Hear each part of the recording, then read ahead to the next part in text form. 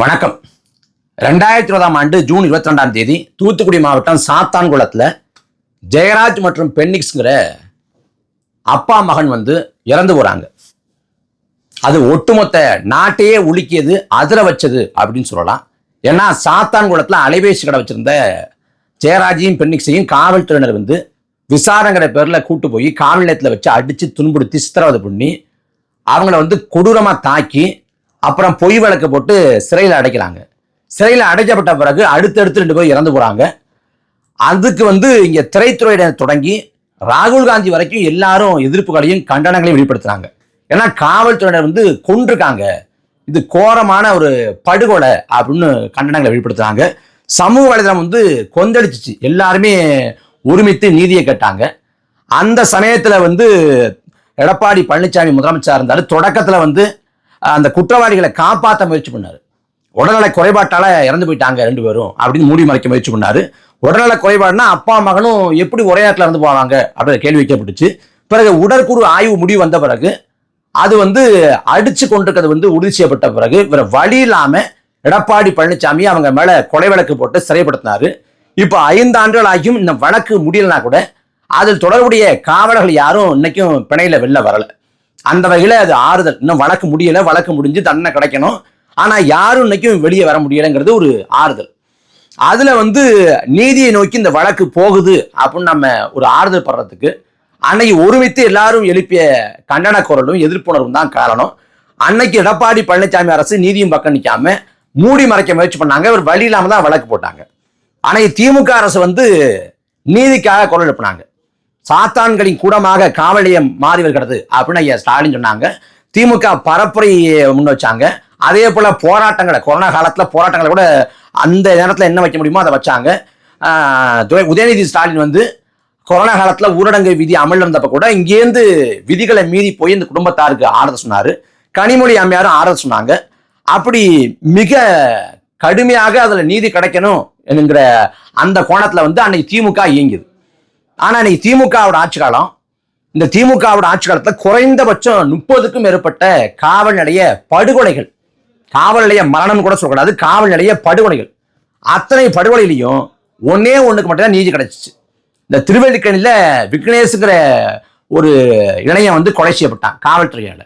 தொடக்கத்துல அது குறித்து ஐயா ஸ்டாலின் சட்டசபையில பேசுறப்ப அவன் வாந்தி வலிப்பு இறந்து போயிட்டான் அப்படின்னு எடப்பாடி பழனிசாமி அதிமுக ஆட்சியில் எப்படி மூடி மறைக்க முயற்சி பண்ணாரோ அதே போல காவல்துறை எழுதி கொடுத்த கதையை அப்படியே சட்டமன்றத்தை ஒப்பிச்சாரு. உடற்கூறு ஆய்வு முடிவுல அது பொய்யும் தெரிஞ்ச பிறகு வேற வழி இல்லாம அரசியல் நிர்பந்தம் காரணமாக அந்த விக்னேஷ் மரணத்துக்கு காரணமானவங்க மேல கொலை வழக்கு இதே திமுக ஆட்சியில போடப்பட்டுச்சு. மற்றபடி பல பல காவல் நிலைய மரணங்கள், படுகொலைகள் அரங்கேற்றப்பட்டிருக்கு. எதுக்குமே வழக்கு போடப்படல. அந்த வகையில இப்ப கடந்த வெள்ளி சனி நடைபெற்ற ஒரு சம்பவம், சிவகங்கை மாவட்டம் திருப்புவனத்துக்கு அருகாமல் இருக்கக்கூடிய மடப்புறத்துல பத்திரகாளியம்மன் கோயில் இருக்கு. அந்த கோயில்ல அஜித்குமார்கிற ஒரு காவலாளி, 27 வயது நிரம்பிய ஒரு இளைஞன், ஒரு சின்ன பையன், அவர் அங்க பணிபுரிறாப்புல. அங்க நிகிதா அப்படிங்கிறவங்களோட குடும்பம் வருது, மருத்துவர் நிகிதாங்கிற குடும்பம் வழிபாடு செய்ய வருது. வழிபாடு செய்ய வர்றப்ப அவங்க காரை பார்க்கிங் பண்ணணும் அப்படின்னு சொல்லிட்டு அந்த காவலாளி அஜித்குமார்கிட்ட கொடுத்துட்டு சாவியை கொடுத்துட்டு பார்க்கிங் பண்ணிருங்க அப்படின்ட்டு போறாங்க. அந்த அஜித்குமாருக்கு வண்டி ஓட்ட தெரியாததால தன்னோட நண்பர்கள்ட்ட பார்க்கிங் பண்ண சாவியை கொடுத்து பார்க்கிங் பண்ண சொல்றாப்புல.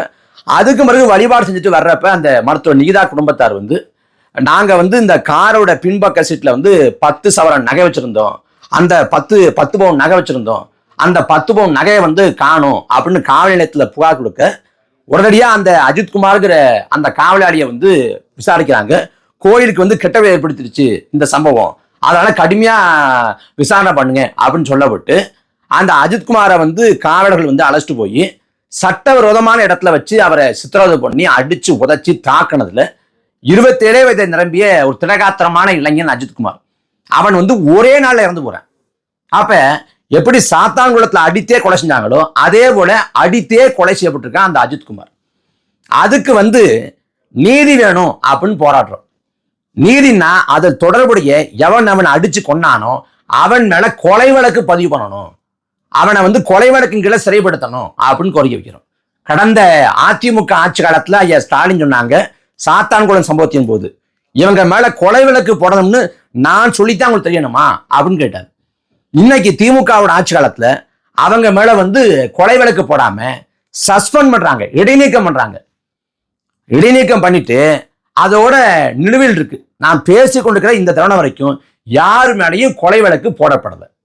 அதிமுக ஆட்சி காலத்துல பொங்கிய திரைத்துறை பிரபலங்கள் தொடங்கி மனித உரிமை ஆர்வலர்கள், பெரியாரியவாதிகள், பெண்ணியவாதிகள், முற்போக்காளர்கள், நடுநிலையாளர்கள், பத்திரிகையாளர்கள் தொடங்கி எல்லாரும் வாய் திறக்கல கப்சிப்புன்னு இருக்காங்க. இந்த விஷயத்துல நீதிக்காக நம்ம பேசணும், அஜித்குமாருக்கு நீதி கிடைக்கணும், ஒரு இளைஞன் வந்து அநியாயமா கொலை செய்யப்பட்டிருக்கான்னு அவனுக்காக பேசாம திமுக எப்படி காப்பாற்றலாம், திமுக எப்படி ஒத்து ஊதலாம் அப்படின்னு நினைக்கிறாங்க. ஜெய்பீம்னு ஒரு படம் வந்துச்சு. அந்த ஜெய்பீம் படத்தை வந்து நம்ம முதலமைச்சர் ஸ்டாலின் பார்த்துட்டு இதை பார்த்தவொடனே எனக்கு தூக்கம் இல்லை, மனசு கணக்குது, ராத்திரி பூரா அதையே யோசிச்சுக்கிட்டு இருந்தேங்கிறாரு.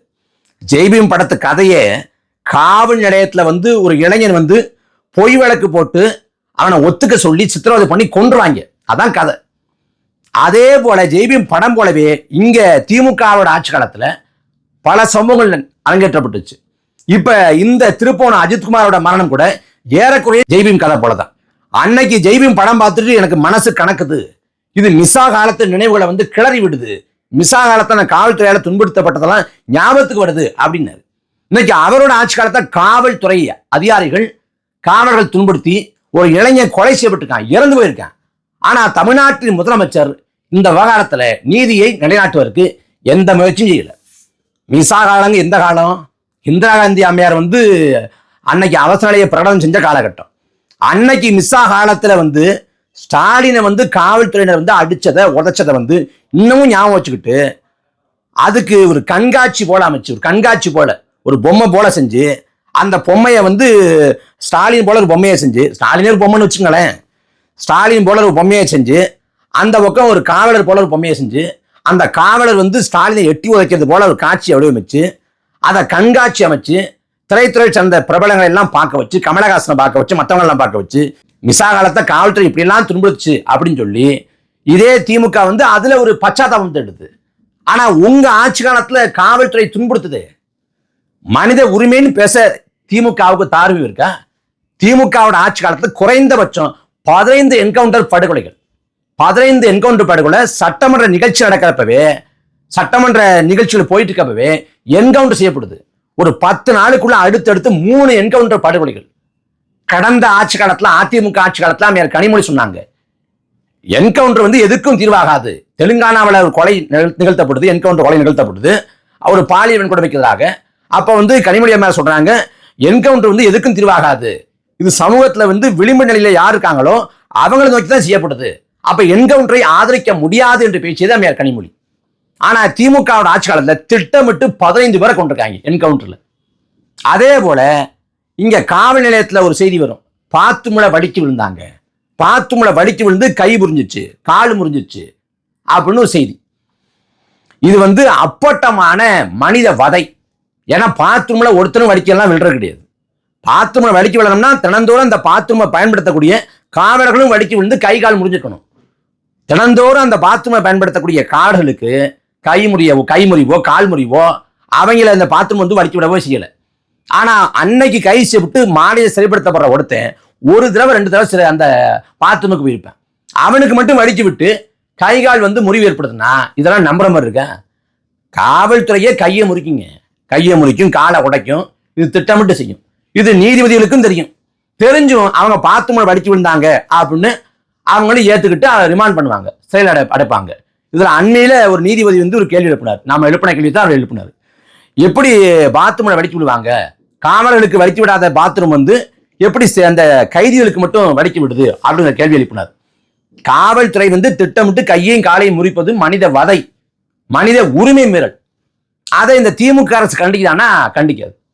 அதே போல இங்க வந்து திருநெல்வேலி பக்கம் வந்து அம்பாசமுத்திரம் அங்க வந்து ஒரு காவல்துறை அதிகாரி பல்வீர் சிங் ஒரு IPS அதிகாரி, அவர் வந்து அந்த கைதிகளோட பல்ல பிடுங்கிடாரு, கொரடை வச்சு பல்ல பிடுங்கி எடுக்கிறாரு. அதுவும் அப்பட்டமான வதை. ஒரு பெண்ணுக்கு வந்து கர்ப்ப வலி தான் உயிர் போற வழி அப்படின்னா, ஒரு ஆணுக்கு உயிர் போற வழி அப்படின்னா அந்த பல்வலி அப்படிங்கிறாங்க.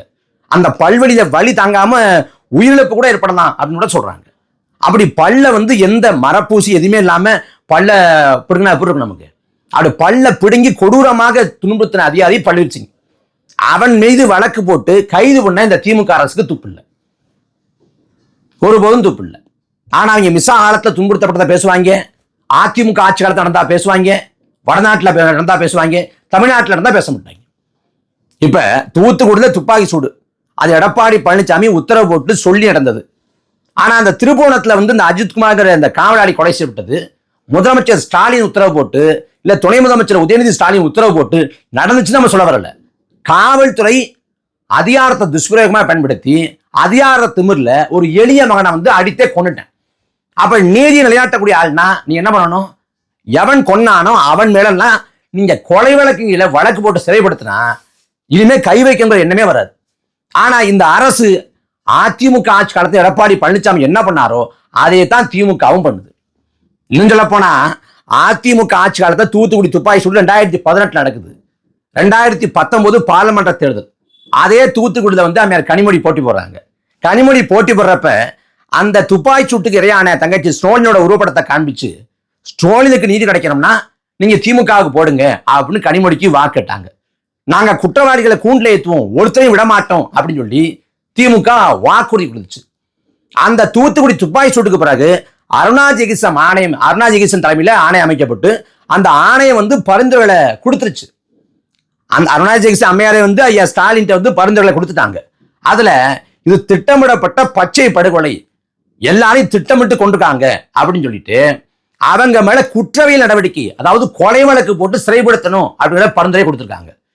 படுகொலை பண்ணது எடப்பாடி பழனிசாமி, அவரோட ஆட்சி, அவரோட நிர்வாகம். இது திமுக ஆட்சி காலத்துல தான் இந்த அருணா ஜெகதீசன் ஆணையத்தோட பரிந்துரை கொடுக்கப்படுது. அப்ப நீங்க தாராளமா அவங்க மேல வழக்கு போட்டு சிறைப்படுத்தலாம். ஆனா இன்று வரை 2 ஆண்டுகளுக்கு மேல ஆகுது அந்த பரிந்துரை கொடுக்கப்பட்டு, அதில் தொடர்புடைய யார் மீதும் வழக்கு போடல இந்த திமுக அரசு. மாறாக அந்த அருணா ஜெகதீசன் ஆணையம் குற்றம் சாட்டிய சைலேஷ்குமார் யாதவ்ங்கிற காவல்துறை அதிகாரிக்கு பதவி உயர்வு கொடுத்திருக்கிறது இந்த திமுக அரசு. அப்ப புரிஞ்சுக்க வேண்டியது, இந்த திமுக ஆட்சி காலத்தை எண்ணி பார்த்தீங்கன்னா குறைந்தபட்சம் 30க்கும் மேற்பட்ட காவல் நிலைய படுகொலைகள், 30க்கும் மேற்பட்ட காவல் நிலைய படுகொலை எல்லாமே திட்டமிட்டு கொண்டிருக்கேன். இதுல செத்து போனவன் எல்லாரும் பார்த்தா எல்லாம் ஏழை எளிய மக்கள், எந்தவித பின்புலம் இல்லாத மக்கள், அதிகார வலிமை இல்லாத மக்கள், ஒரு சாதாரண மக்கள். அதனால காவல்துறை அடித்தே குலைச்சுது. இந்த 30க்கும் மேற்பட்ட மரணத்தை திமுக அப்படியே ரொம்ப சாதாரண தள்ளி விட்டுச்சு. அப்ப அதிமுக ஆட்சியில் எடப்பாடி பழனிசாமி என்ன பண்ணாரோ அதே தான் திமுக ஆட்சியில் ஸ்டாலின் பண்ணாரு. அதிமுக ஆட்சி காலத்துல வந்து சாத்தான்குளத்துக்கு கொரோனா காலத்துல ஊரடங்கு விதியெல்லாம் மீறி அனுமதி இல்லாதப்ப கூட போய் நேர்ல பார்த்து ஆறுதல் சொன்னேன் உதயநிதி ஸ்டாலின். சேப்பாக்கம் திருவல்லிக்கேணி யாரு? உதயநிதி ஸ்டாலினோட தொகுதி.